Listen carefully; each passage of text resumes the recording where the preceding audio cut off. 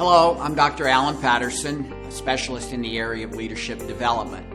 And today I want to talk to you about one of the most important skills that you need to acquire in your career. That is influence. And I want to talk to you about why you must master influence and persuasion techniques. If you have ever said to yourself and thought that you want to make a difference and you want to be engaged in meaningful work, what I want you to understand is these opportunities don't necessarily appear for you. You have to go out and make things happen. It's really what it requires. And this is a set of learned skills and behaviors. So this is not something that you say, well, I'm not a salesperson, maybe I'm not an extrovert. None of those apply. This is a skill that really can be developed through practice and application on a very daily basis. So the reason this is so important is that influence is what is going to give you mindshare and commitment from people. It's going to be your ability to sell your ideas and get people bought into what you think, what you have to do, and also what you think is important. This skill will never go away.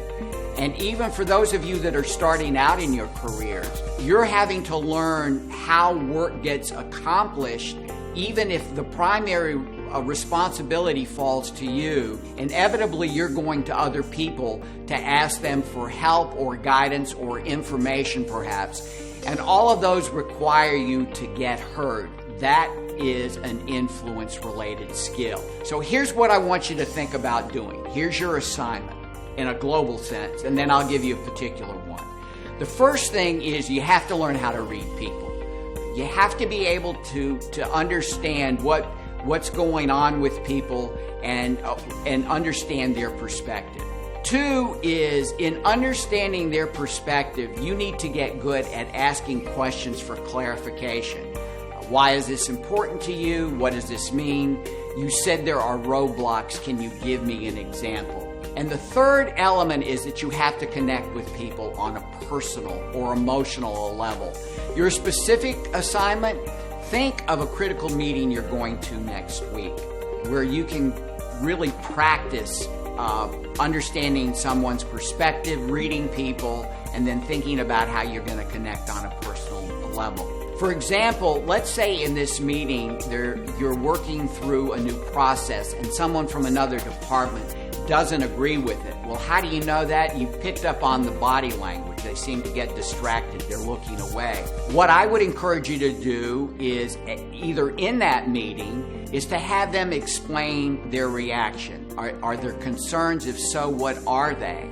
If it could be done after the meeting, such that you can acknowledge what's important to them and then move beyond it, because you have a role to play in getting this done.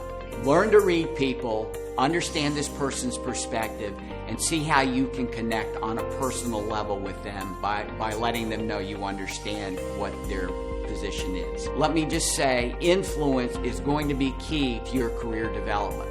I'm Dr. Alan Patterson. We're talking about influence and persuasion. Come join me the next time.